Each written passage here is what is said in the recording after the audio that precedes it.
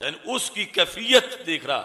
عام قربانی دینے والے کے سامنے تو جانور ہے, اسے ذبح کر کے بتا رہا ہے میرا اس سے پیار نہیں, میرا میرے مولا سے پیار ہے جس کے لیے میں نے پیارا جانور ذبح کر دیا. اور اللہ اس کے دل کو دیکھ رہا ہے کہ اس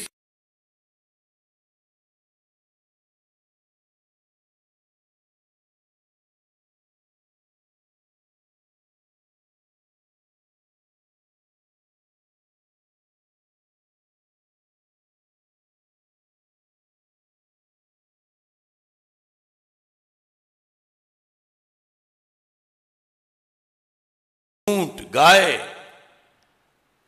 کیسی تقدیس پہنچی کہ قیامت کے دن ایک طرف تو پلڑے میں, نیکی کے پلڑے میں نماز کا نور ہے, روزے کا نور ہے, حج کا نور ہے, اور ساتھ اسی پلڑے میں قربانی کا گوشت ہے. اسی پلڑے میں قربانی کے جانور کے سینگ ہیں. جہاں نماز کے نور کا ایک وزن ہے وہاں قربانی کے گوشت کا بھی وزن ہے. جہاں سے نماز اس کو پاس کرائے گی کہ دوسری طرف والا پلڑا جو ہے اس پر نیکی والا پلڑا بھاری ہو گیا ہے, ایسے ہی قربانی کا گوشت بھی کردار ادا کرے گا. ہمارے آقا صلی اللہ علیہ وسلم نے فرمایا اما انہو یجاؤ, قربانی کو لایا جائے گا. کیسے؟ بلحمہا, اپنے گوشت کے ساتھ, ودمہا, اپنے خون کے ساتھ, توداؤ فی میزانے کے, تمہارے پلڑے میں اس کو رکھ دیا جائے گا. پلڑے سے مراد جو نیکی کا پلڑا ہے. یہ پتہ ہے سرکار کسے فرما رہے ہیں؟ وہ ذات طیبہ طاہرہ عابدہ صالحہ مفسرہ محدثہ سیدہ فاطمۃ الزہرا رضی اللہ تعالی عنہا. قربانی کے موقع پر سرکار انہیں فرما رہے تھے کہ فاطمہ رضی اللہ تعالیٰ عنہ کے اٹھو دیکھو اپنی قربانی کو, اور دیکھو قربانی کے جانور کی گردن سے خون ٹپکنے کو. اس کا پہلا حصہ حدیث کا ہم پہلے موضوع میں بیان کر چکے ہیں, ابھی وقت مختصر. اگلا حصہ فرمایا یہ جو جانور ہے آپ کے, اے سیدہ فاطمہ, آپ کے نامہ اعمال میں فی میزان کے, کاف ضمیر مجرور مخاطب کی ہے مؤنث ہونے کی وجہ سے, فی میزان کے.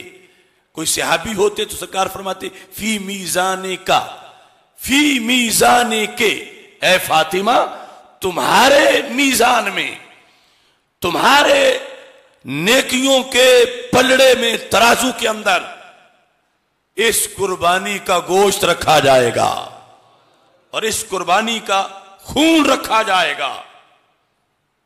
تو جب ان کے لیے اتنا فائدہ ہے تو ہم گناہگاروں کے لیے کتنا فائدہ ہوگا. اور پھر ہمارے آقا صلی اللہ علیہ وسلم نے فرمایا 70 دیفا. ایک تو یہ ہے نا کہ قربانی کا گوشت نکلا ہے بکرے کا, مثال کے طور پر 40 کلو, تو 40 کلو رکھا جائے گا. سرکار فرماتے نہیں, 40 کو 70 سے ضرب دی جائے گی, 70 گنا بڑھا کر وہ تمہارے نامہ اعمال میں پیش کیا جائے گا, اور ساتھ خون جو اس کا نکلا ہے وہ پیش کیا جائے گا. اور دوسری حدیث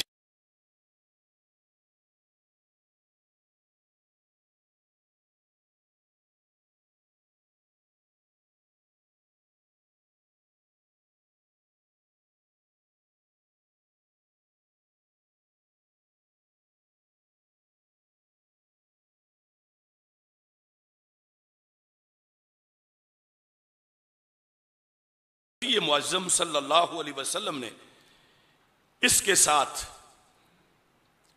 یہ بھی ارشاد فرمایا جو حضرت مولا علی رضی اللہ تعالی عنہ سے روایت ہے.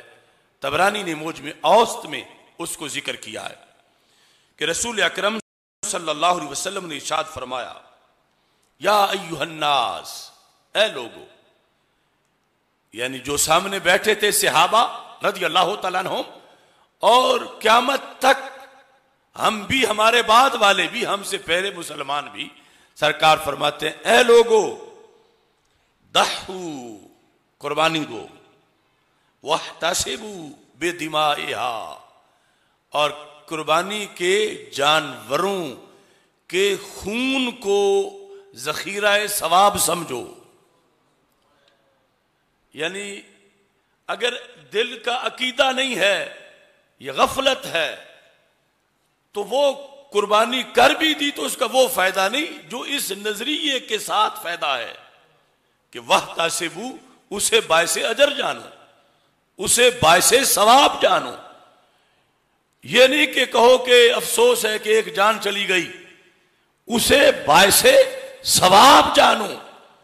تو پھر ہمارے آقا صلی اللہ علیہ وسلم نے فرمایا طیبۃ نفسہ، اسے باعث ثواب جانو. فإن الدم وإن وقع في الأرض فإنه يقع في حرز الله عز وجل. عام بندہ سمجھتا ہے کہ خون زمین پہ پڑا، زمین جذب کر گئی، اڑ گیا، اب کہاں ملے گا؟ تو سرکار دو عالم صلی اللہ علیہ وسلم فرماتے ہیں فَإِنَّهُ يَقَعُ فِي حِرْزِ اللَّهِ، یہ اللہ کی حفاظت میں چلا گیا ہے، یہ ضائع نہیں ہوگا، یہ گم نہیں ہوگا. فی حرز اللہ، اللہ کی حفاظت میں ہے. اور ساتھ فرمایا کہ یہ ساری کیفیت ہے من ضحی طیبۃ نفسہ، جس نے قربانی دی خوش دلی کے ساتھ. یہ ساتھ شرط ہے، خوش دلی کے ساتھ. یعنی ایک یہ ہے قربانی دی، ساتھ دل میں مجبور بھی ہے، کچھ ہو سکتا ہے زبان سے بھی کہہ رہے ہوں، دل میں سوچتا ہے کہ مہنگائی تھی اور پھر بھی قربانی دینی پڑ گئی ہے. تو اس طرح کی بات دل میں سوچتا ہے تو اس کا اجر ختم ہو جاتا ہے. سرکار شرط لگاتے ہیں جس نے قربانی دی طیبۃ نفسہ، دل اس کا بڑا خوش ہے کہ دیکھو رب نے مجھے مال دیا، میں نے اللہ اور اللہ کے رسول علیہ الصلوۃ والسلام کا حکم مانا، قربانی دے کر بڑا خوش ہو رہا ہے طبی طور پر. تو ہمارے آقا صلی اللہ علیہ وسلم فرماتے ہیں ساتھ محتسبا لأضحیتہ، ساتھ اس کو امید ثواب کی بھی ہے. یہ نہیں کہ گوشت کی ضرورت تھی جیسے ویسے گوشت کی ضرورت ہوتی ہے تو یہ آج اس ذریعے سے گوشت پکا لیتے ہیں. محتسبا، نیت ثواب کی ہو، ثواب کی نیت ہی نہیں تو پھر وہ عام ہی ہوگا، جیسے ویسے روزانہ کسائی یا عام لوگ ذبح کرتے رہتے ہیں، کھاتے رہتے ہیں. یہ جو ہے اس کا ایک ایک قطرہ گوشت کی، ایک ایک بوٹی، ہڈیاں، کھر اور اس کے سینگ اور بالوں کی تعداد کے مطابق نیکیاں. اور ساتھ یہ ہے کہ حسنوا ضحایاکم فإنہ علی الصراط مطایاکم. رسول پاک صلی اللہ علیہ وسلم نے فرمایا قربانی اچھی لیا کرو اور ان کو اچھا رکھو، کیونکہ پل صراط پر یہی تمہیں بٹھا کے پار گزرے گی.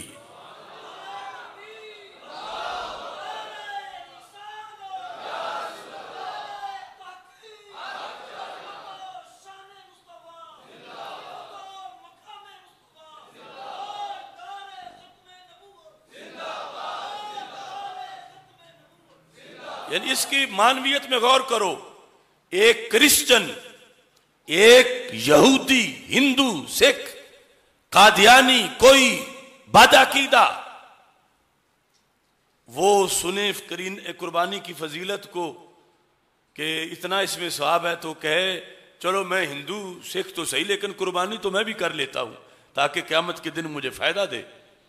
تو اب وہ اس جانور کی یہ شان نہیں کہ پل صراط سے گزارے، اس کا یہ مقام نہیں کہ اس کا گوشت، ہڈیاں نیکیوں کے میزان میں ہوں، کیونکہ پہلے تو ایمان شرط ہے اور ایمان کے ساتھ پھر یہ نیت ضروری ہے کہ ایمان کے ہمراہ چھری چلاتے وقت یا چلواتے وقت یہ نیت ہے کہ مجھے اس سے ثواب ملے گا اور میں ثواب کے لیے کر رہا ہوں، تو ہمارے آقا صلی اللہ علیہ وسلم فرماتے ہیں پھر یہ جانور کیا کردار ادا کرے گا قیامت کے دن۔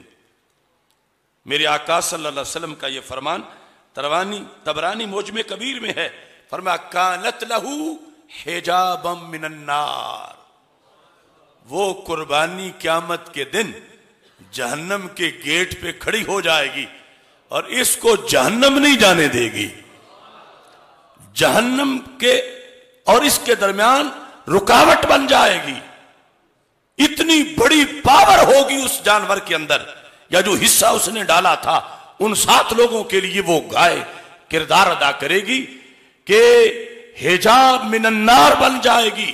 اب ظاہر ہے حدیث کے جو اقتضاء النص سے یہ پتہ چل رہا ہے کہ کسی کوئی دیگر غلطی کی بنیاد پر جانا جہنم پڑ رہا تھا اس کو، یعنی لسٹ ان کی تھی کہ جہاں ہے مومن لیکن کسی گناہ کی وجہ سے اسے جہنم بھیجا جائے، یہ فیصلہ ہے۔